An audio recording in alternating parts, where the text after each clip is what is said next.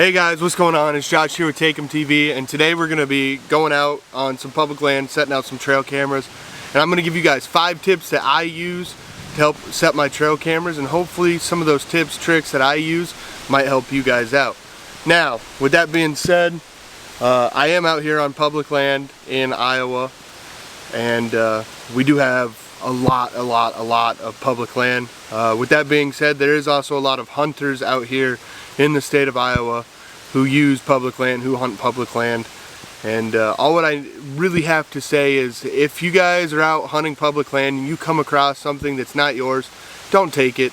Please leave it, honestly. But like I said, if you guys are out hunting public land, you guys either run across, a tree stand, a trail camera, climbing sticks, something, don't take them, please. A lot of people use the public land that we have out here, whether it be here in Iowa or all across the United States.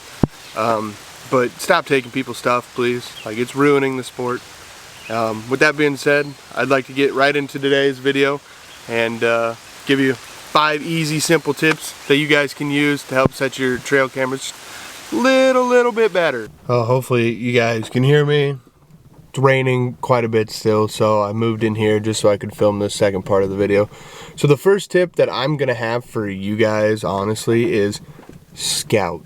Whether you go shed hunting, whether you use Onyx, other apps, Google Images, get out, walk the area, get on your phone, zoom through the area, find areas on your phone, find areas while you're walking that might be food plots, that might, oak trees, that kind of stuff, cornfields, whatever you can, find it, use it, and then remember where those spots are, and that's going to be kind of where we start to look for deer sign in the area, and where it potentially might be a good spot to put a camera. Now, I'm not saying, that's going to be the end-all be-all, but in my opinion, scouting and knowing the area where you're at is, quite honestly, the most important part of when you're setting trail cameras. Because yeah, you can go out, you can set 40 cameras out on public land. Now that's a lot. Today I'm going to be setting 4. But if you don't know where the deer are at, if you don't know where the deer are feeding, you're not gonna see all the deer. Yes, you might catch some passing by on your cameras, and yes, you might see some nice deer. But if you can start to narrow down where the deer are traveling, where the deer are eating, where the deer are bedding, and those kind of things, you're going to see a lot more deer in the area. You're going to see a lot more mature deer in the area. And overall, it's going to lead to more success on your season rather than you just seeing a couple deer on your trail cameras and then going out season. You might get lucky. You might find one. One might walk past your stand, but with all the knowledge that you have from scouting and with your cameras, those two things combined right there, that should help you quite a bit on your stand placement, on, figuring out patterns that these deer are carrying throughout the spring and carrying into early archery season if you guys shoot archery. But overall, I mean, cameras, scouting, this is how you guys are gonna, find deer patterns, where the deer are, how big the deer are, if there's mature deer in the area, and overall, scouting is a huge part on it. The second tip that I'm gonna have for you guys is going to be, while you guys are out scouting and everything, look for last year's sign of deer, right? Whether that be rubs, scrapes, bedding areas. Look for where these deer were hanging out. And if you go shed hunting, that a lot of the times that right there too can also help you to locate where deer are bedding down at, where deer are traveling through. But also, while you're out hunting in the previous season, pay attention to where you see buck sign or deer sign in general, because you never know, like that deer could get shot this year or not. But he's making scrapes right here, he's rubbing right here. I want to come back and check that out in the future. Now, I am in a pretty dense part of this public area that I'm at right here, and I just kind of want to show you guys what I'm talking about. So turn this around.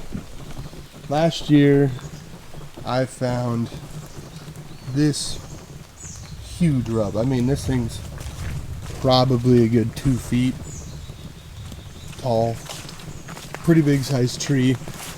And then as I kept, you know, like looking around, wandering around, I noticed how just thick and dense this area is. And this is, you know, perfect for a mature deer to hide back in here. Like, he's got a real steep canopy on the back, super thick coverage, so it's hard to see him.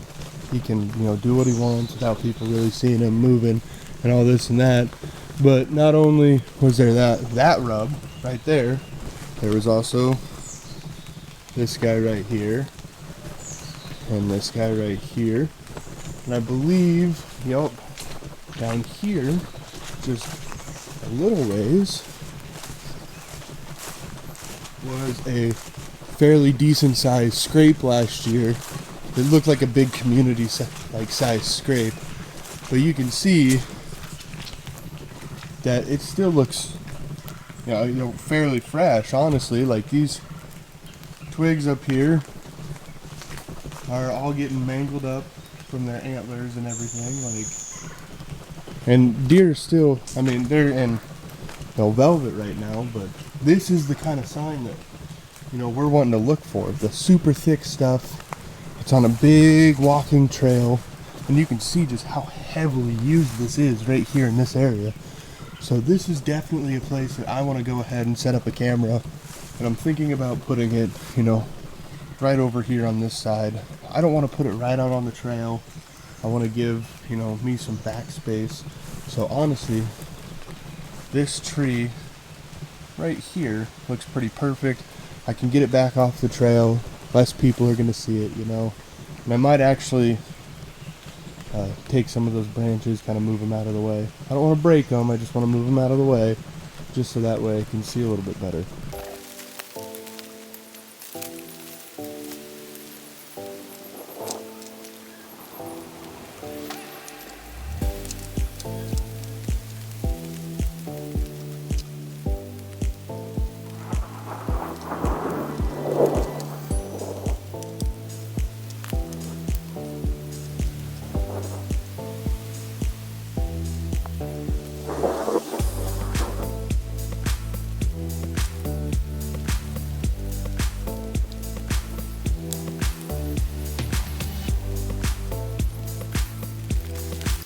Alright, so tip number 3 that I have for you guys is you don't need to buy the most expensive cameras ever. Actually, for public hunting, I prefer to use the cheapest, you know, cameras I can find. I bought these at Menards 2 years ago now. They were on sale for like 20 bucks a piece.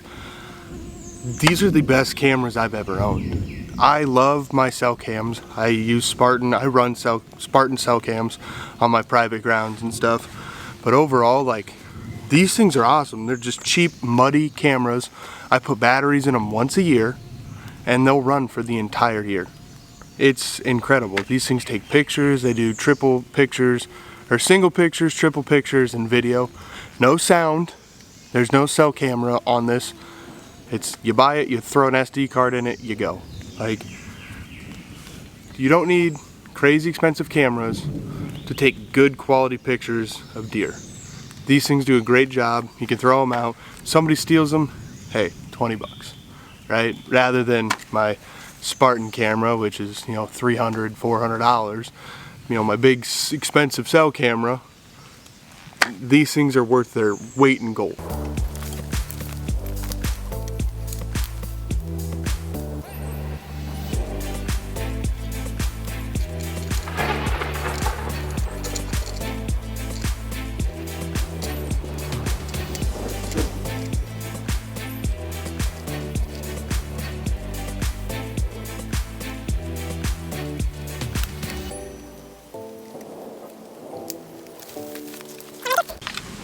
So the 4th tip that I have for you guys is use the natural cover around you to hide your cameras.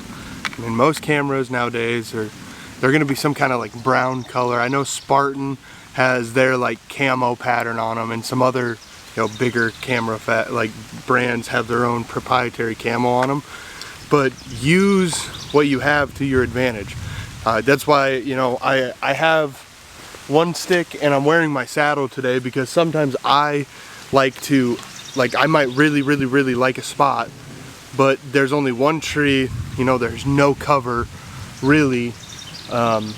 And what I'll do in that instance is I'll elevate the camera. I'll take it, you know, 7-8 feet off the ground and use a stick and wedge a stick behind here to get this camera to point down at the ground.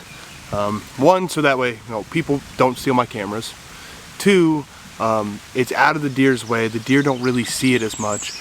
But it's just a different kind of shot and angle, and you can honestly use that in a lot of different situations. Just elevating your camera can get you a lot more pictures. It can get you a lot more, you know, footage of deer that you didn't think, you know, there were deer there. Or, you know, it'd make you feel more confident about putting a camera in a situation to where, yes, somebody could take it, or, you know, it's just like wide out in the open. So like right here, I like this spot. It's kind of weird on camera, but that tree that's like right there is kind of tucked back there a ways. It's kind of in a shady spot, and putting this brown camera that's about the same diameter of that tree is, you know, hiding this camera in plain sight. And I'm also putting this camera on a bit of a like Y. So there's a trail there, I got a trail there, and, you know, it's feeding on down this way. So with using your natural surroundings to hide these cameras, you guys are going to have more pictures. They're going to be more effective. I've heard about people talking about, you know, like big deer, they see cameras, they won't come back through that area again. So using what you have around you to hide these cameras is for your own benefit.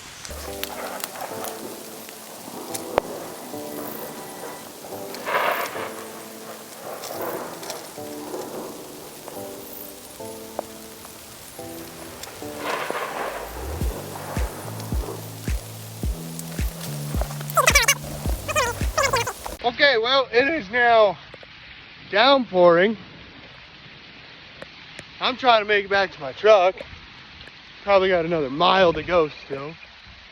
But out of nowhere, it is, oh God, torrential downpour. All right, well, just finished setting up that fourth camera and started walking down to my next spot that I wanted to put a camera out at. And it just started to torrential downpour. I mean, like, it's bad. Now it's letting up, but I am completely 100% soaked to the bone all the way through. I'm not gonna get out the final camera of the day, but my last and final tip for you guys is spread your cameras out. I probably just walked about 3 miles between those 3 cameras. You know, early in the season, I want to start with my cameras spread quite a ways away, honestly. And as season gets closer and I can, you know, get patterns down better for the deer, I will start to, you know, close my cameras in, get them all closer together. But that is the biggest tip that I have for you, is spread your cameras out. Honestly, it is the way that you're going to find deer. It's the way that you're going to start to traffic deer. It's going to the way that you start to study their movements and, you know, what deer stays in what area. So overall, I wanted to get my final camera out today, and I'm kind of mad at myself that I wasn't able to, but I can't change the weather. But with that being said, if you guys liked any of the camo, or the camo shirt that I was wearing today, it's made by a company called SKRE. I'm going to do a video here on them soon. I love all of their products. It's the products that I'm taking to Colorado this year to go on my elk hunt. Other than that, please don't forget to like, comment, and subscribe. Over, like, I think it's like 96% of whoever watches my videos are not subscribed, and that would help me out tremendously. So just please go down, hit that subscribe button, hit that like button. It's totally free to you guys. It helps me out completely. And with that being said, I hope to see you guys here for some future content, and I'll see you freaking later. Peace.